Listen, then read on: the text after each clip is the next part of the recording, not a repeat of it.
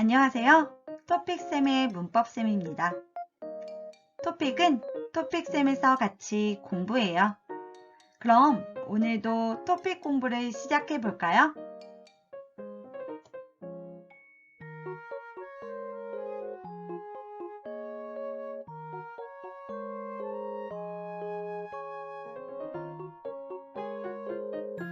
오늘의 비교 문법은 은는 셈이다와 이나 마찬가지이다 입니다.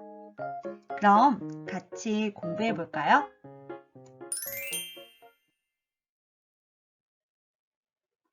여러분은 여행 좋아하세요?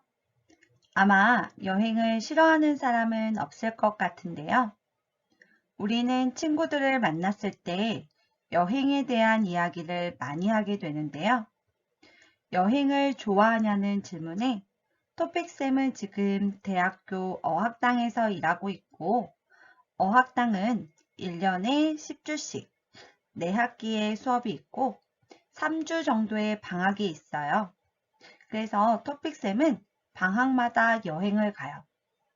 그래서 토픽쌤이 여행을 좋아하냐는 질문에 네, 여행을 좋아해서 1년에 3, 4번은 가요 라고 말해요. 이 말을 들은 학생은 생각해요. 그럼 1년이 12달이고 3, 4번 정도 여행을 가는 거니까 3개월에 한 번씩 가는 것과 같아요 라고 생각하면서 그럼 3개월에 한 번씩 가네요 라고 말해요. 이때 네오는 말하는 사람이 직접 경험해서 알게 된 사실, 듣고 알게 된 사실을 감탄하며 나타낼 때 사용하는 표현이죠.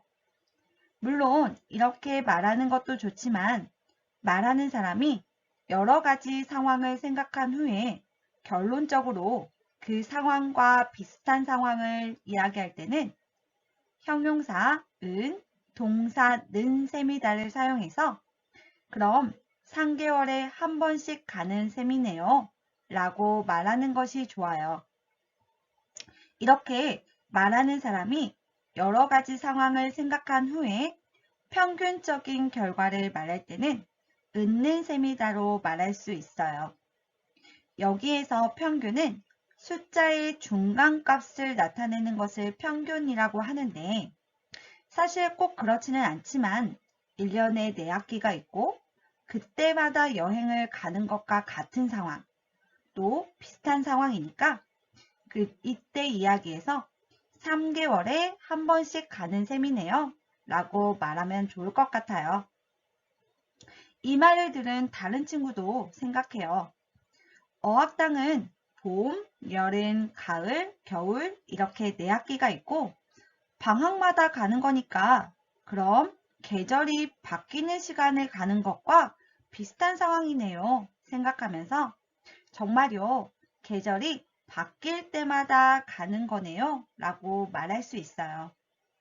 이렇게 여러 상황을 생각한 후에 비슷한 상황을 말할 때는 명사이나 마찬가지이다로 말할 수 있어서 계절이 바뀔 때마다 가는 거나 마찬가지네요 라고 말할 수 있고 여기에서 거는 것이나로 바꾸어서 말할 수 있어요.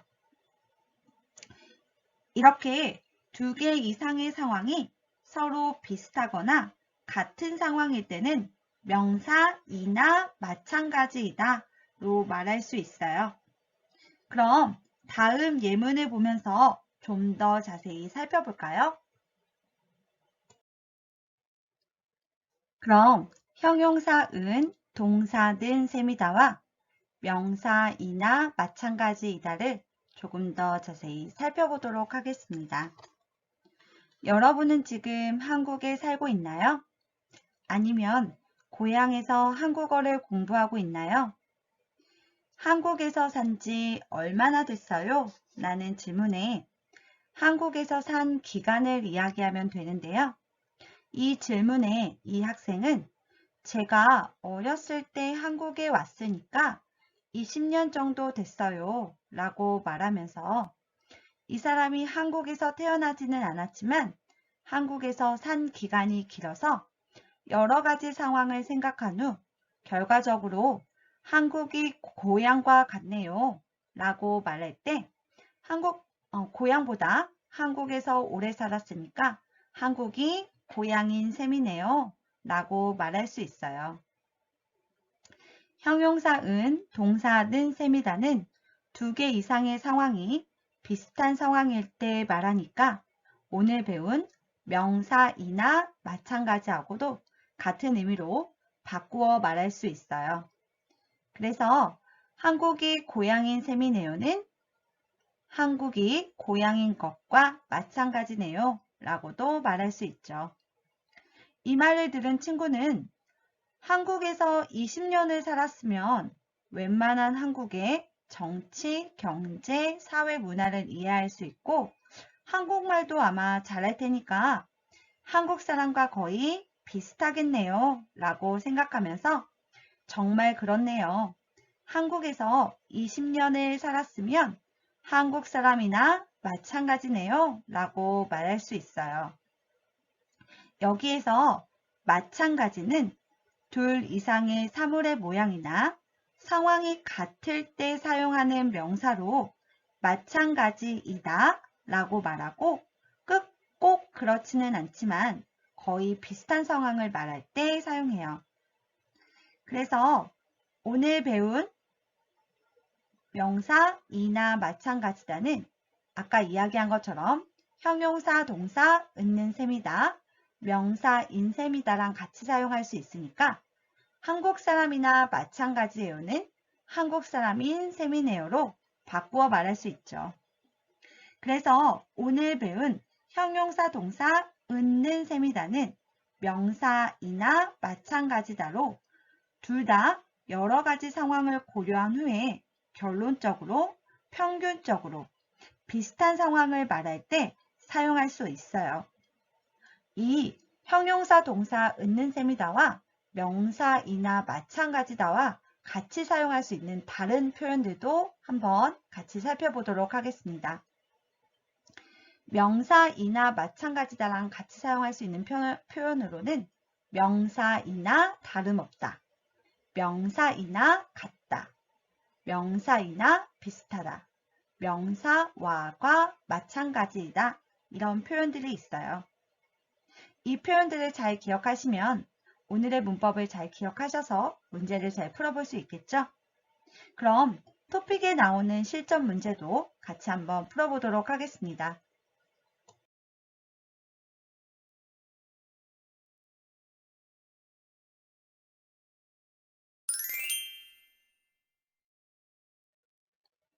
(52회) 토픽 4번 문제입니다. 토픽 1번부터 4번 문제는 문법 문제입니다. 3, 4번 문제는 밑줄 친 부분과 의미가 비슷한 것을 고르는 문제인데요. 제시된 문장에 있는 문법과 같은 의미를 가진 문법을 찾으면 됩니다. 그럼 문제를 한번 살펴볼까요? 여기 문장을 보면 다음 주가 개강이니 방학도 다 끝난 거나 마찬가지이다 해서 여기에서 개강이라는 단어를 좀 알아야 하는데요. 개강은 대학이나 학원 등에서 한 학기의 수업, 강의가 시작되는 것을 개강이라고 해요.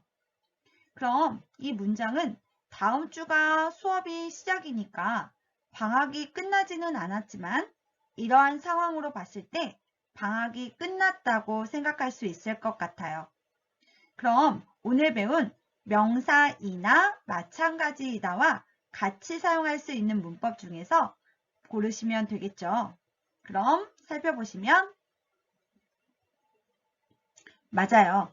1번 끝난 셈이다를 고르시면 좋을 것 같아요. 그럼 다른 번호에 있는 문법들도 간단하게 살펴볼까요?